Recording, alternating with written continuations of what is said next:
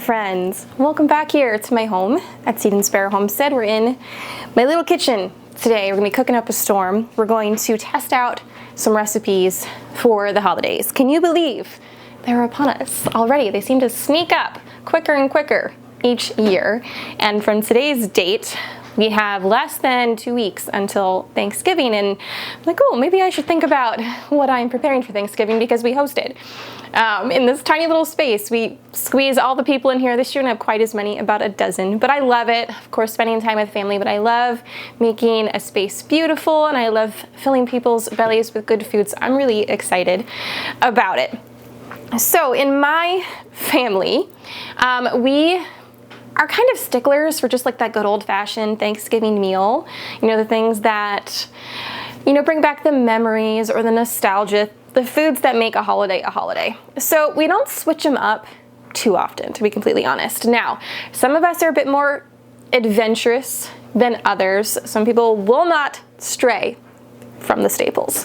But I do like to incorporate 1 or 2 dishes each year that is new, or at least kind of like jazzes up one of the old staples. So we're gonna do some recipe testing today. I've got 4 different recipes. 3 are side dishes. 1 is more of an embellishment to another part of the meal. I'm not sure we're gonna get to all of them today, but we're gonna get started. So the first 2 recipes, 1 features carrots and 1 features asparagus.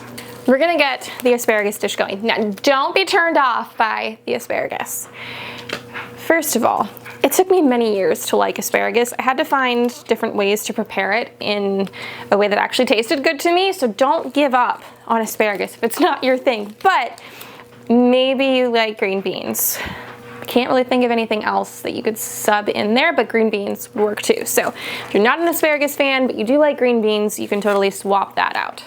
I'm just gonna get all of these done, and then I gotta go grab some puff pastry and some assorted cheese. I have Brie and I have Gouda, but you can use whatever kind of cheese you want.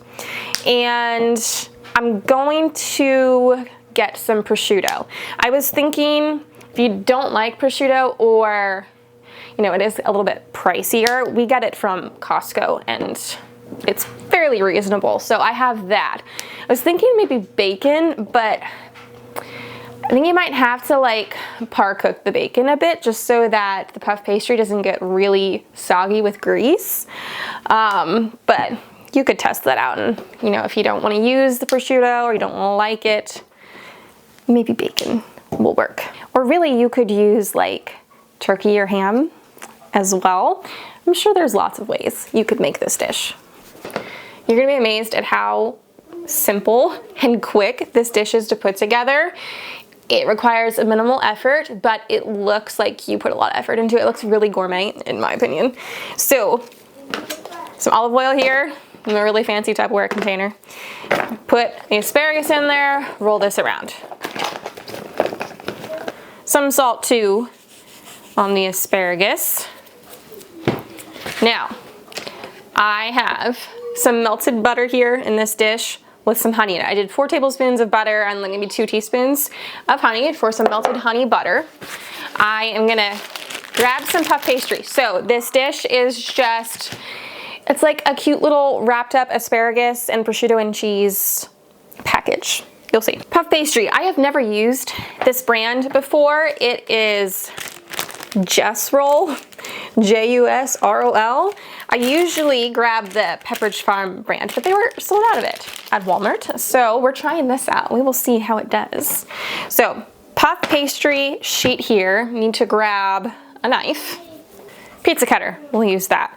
I think, let's see here. That should work. We're gonna just do this into 4 rectangles, but you can make them as big or small as you want. I think the rectangles will work. It might be too big. Well then, I'm just gonna make these into a bit smaller squares, and then we'll just make some mini ones for the kids. I'm not sure Eleanor will like these, but Grant will devour it. He is an asparagus-loving kid, which is odd. I don't know many kids that like asparagus, but he loves it. He also loves broccoli. He likes kale, he likes spinach. first of his kind. So, got these little puff pastry squares here. I'm gonna get my baking sheet, just have some parchment on the top. We're gonna put these more as a diamond on the diagonal there. I'll have to move them once they are assembled. So we're going to brush our puff pastry sheet with the honey butter all over the inside. Now I would love to hear from you. What food makes a holiday for you? Is there something you look forward to each Thanksgiving or Christmas? The one that brings back memories or gives you all those good warm and cozy feels inside? I would love to know. Go ahead and drop it down in the comments. So now that these are brushed with honey butter, I'm gonna take our prosciutto, kind of get it here in the center. Looking back now, I probably should have cut this puff pastry into 6 squares. That would have worked better for that size, but oh well. This will be fine. I'll fold that in here. You can do about 3 to 4 asparagus spears, or I'd get some fresh green beans and put maybe like 4 or 5 of them in here. You can use any cheese that you like. I'm gonna do 2 different kinds here. Do 2 Gruyere. Then I have some Brie cheese for the other 2. Now I'm just gonna take what's left of my honey butter. I'm gonna spread that on top of the cheese. In that same dish, I just put a little bit of water and an egg. I'm gonna scramble that up and make an egg wash to brush over the top of these. We're gonna fold them up here in a second. So we're gonna take one side, fold it in. I'm gonna brush that with a little bit egg wash so it sticks. Fold the other side over and have this cute little package.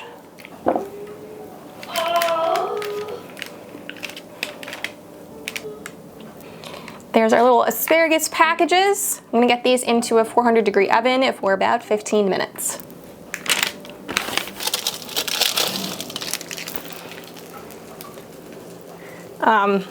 Okay then. Yum.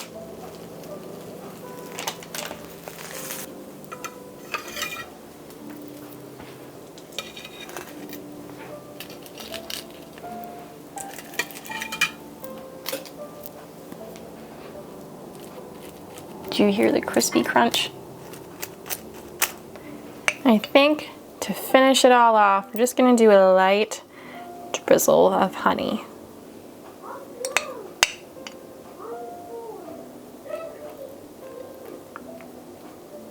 I tried it off camera. I will never subject you to listening to me chew. That is like, sorry, lights are flickering. That is one of my biggest pet peeves. I cannot stand to hear someone else chew. So I will never do that to you. It's really good. Really good. Like, give me 10 of them. I want them all. Just that flaky crispiness of the puff pastry. This one is the Brie cheese, which I love because there's just a slight hint of sweetness to Brie. That honey butter, the prosciutto, some more saltiness in there. Absolutely delicious. Highly recommend. And of course, you can switch it up with different ingredients that you like. The next side dish we're going to make is very simple. It is a jazzed up roast carrot. So they're glazed in honey and there's some spices in there too.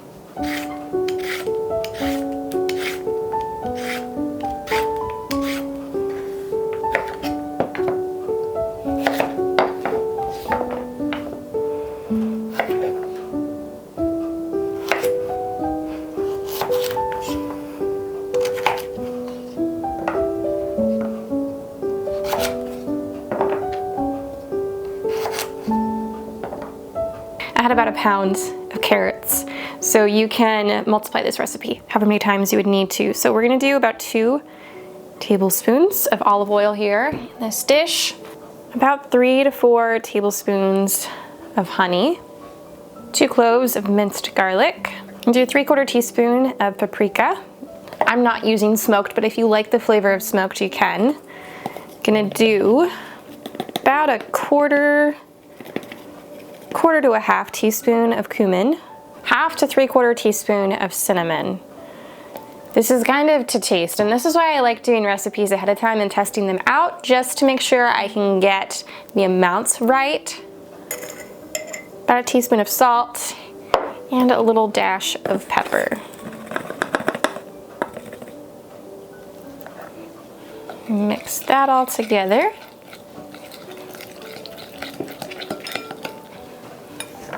Now in go the carrots.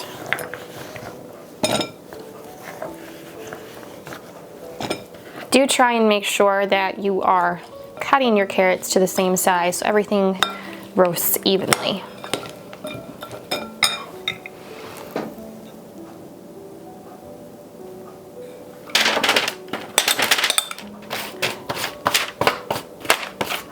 Spread them out into a single layer. We're gonna roast these 400 degrees for about 20-25 minutes until they are just slightly fork tender, and then we're gonna broil them for 10 minutes longer. Here they are. I baked for 25 minutes under the broiler for 5 minutes. Keep a close eye, because you know they can go from 0 to 100 in like 5 seconds. So they look amazing. There's like little tiny bubbles on them, just ever so crispy here on the edges. They smell wonderful. I'm gonna let them cool and I'll give them a try. All right, Matt and I tried these. Very good. I'm actually very pleasantly surprised. I wasn't sure how it was going to fare with all of those different types of spices. My husband is not even a cooked carrot lover. He loves raw carrots. He said he would eat these. I think they're absolutely delicious. Now, I love roasted carrots. I think all of the amounts of spices that I did are absolutely perfect. I did go ahead and I added a little bit more honey. I thought it needed just a touch more sweetness, so I'll change that in the recipe. But super good. I'm probably gonna make our roast carrots this way from now on. It's another day. I'm gonna make another side dish. And what would a holiday be without potatoes?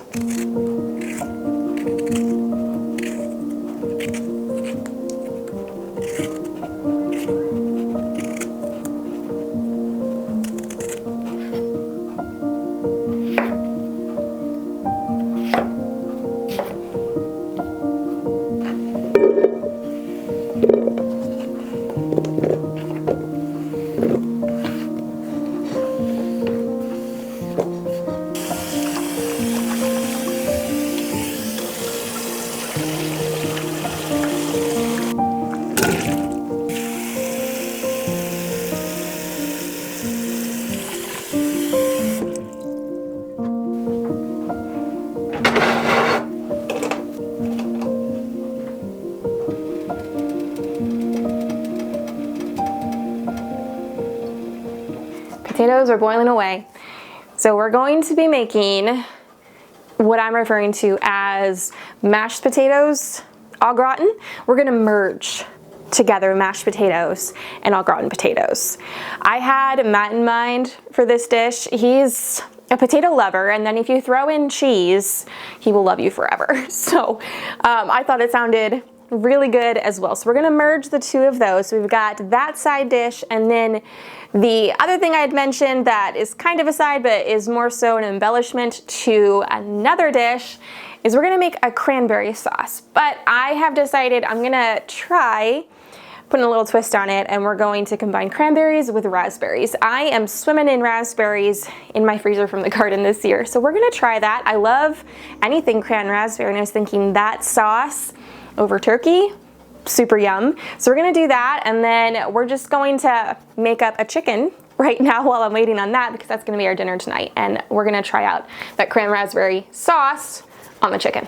So since you're here, I'm just gonna share with you how I make my chicken. I've shared in the past, but I know not everyone sees every video, and this, in my opinion, is the best way to make a chicken is to roast it spatchcocked. So I'm going to share with you how I do that.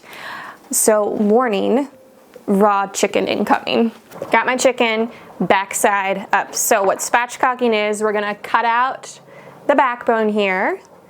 You need a heavy duty pair of kitchen shears. And sorry for the sound of the bones crunching, but we're just gonna cut along each side of the backbone. Okay, that side, now the other. Okay, now that the backbone is out, you can save those, put them in a Ziploc bag and use them for bone broth. Keep them in the freezer, obviously. We're going to flip it over and break the breastbone there. Okay. You gotta be forceful. And then you just tuck the legs over. So it's like butterflied out. Oops. And then I'm gonna put this on a roasting sheet, but we'll tuck the, let's see, how do I wanna do this? Tuck the wing tips underneath. I don't know if it'll stay that way. We'll do it like this, because they usually get pretty brown. Okay, so there is spatchcocked chicken. So by cooking the chicken this way, it is going to decrease the cooking time, and it's going to allow all of the different parts of the chicken to cook more evenly because it's splayed out like this. So nothing ends up dry in the end, because who likes dried chicken meat? So I am just going to rub this down with some olive oil. You could use butter in there, and we're gonna sprinkle with a little bit of salt and pepper. Now you can use whatever spices you want. I'm just going simple. I might do a little bit of rosemary too. Rub that all over this chicken on my baking sheet. I'm gonna roast this at 400 until the thickest part, the internal temp, registers 165. So I'm probably gonna check it in about 25 minutes. It's a pretty small chicken, but normally they take me like 35-ish minutes, so we'll see.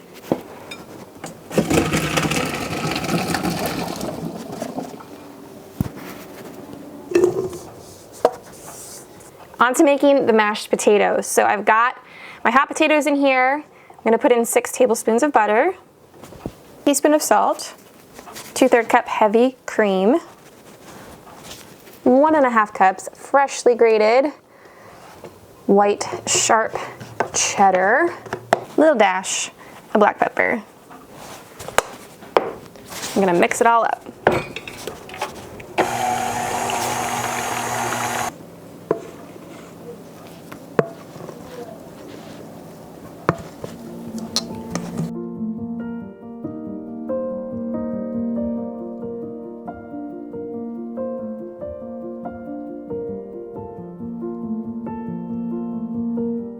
So here's what I've got going on. Mashed potatoes in the 9x13 pan. In this dish here, I have 3 tablespoons melted butter, a teaspoon of salt, dash of pepper, and what do I have? 1 minced clove of garlic, about 1/4 cup of grated parm. So to that, I'm gonna add these little half moon potato slices. There we go.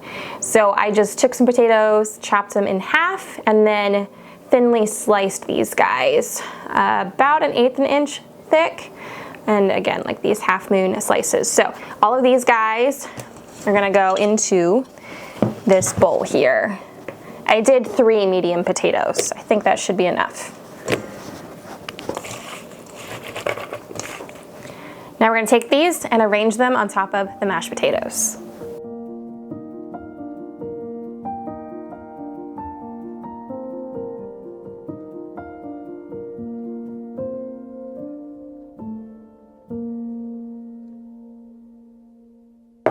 So here is our assembled mashed potatoes au gratin. I had some extras, so they just went down the center there. I made sure to scrape out all of the butter and the Parmesan. So this is gonna get covered, and we're gonna bake it at 400 for 20 minutes.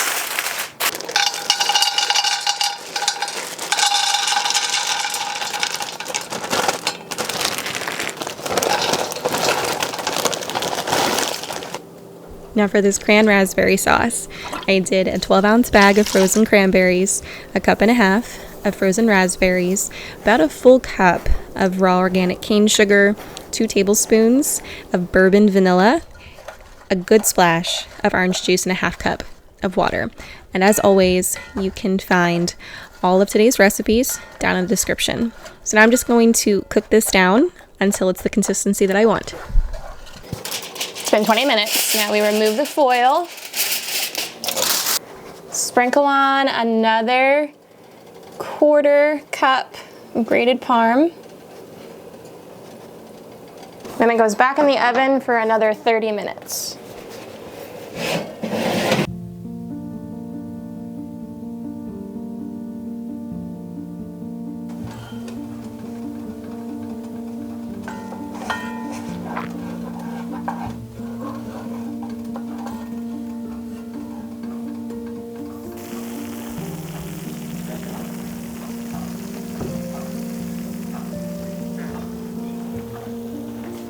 Unfortunately, the pretty rows of potatoes I made seem to have melted into the mashed potatoes, but I'm sure it's going to taste just as good.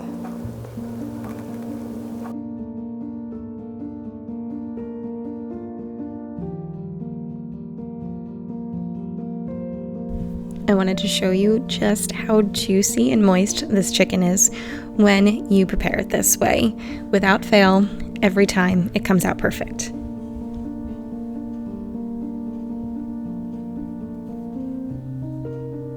In our very humble opinions, we think that all of these holiday side dishes are worthy of the Thanksgiving or Christmas table. We thoroughly enjoyed this cranberry raspberry sauce. These mashed potatoes were out of this world good. I think it will be requested that I make them this way. From now on, I think everyone had at least seconds, if not thirds.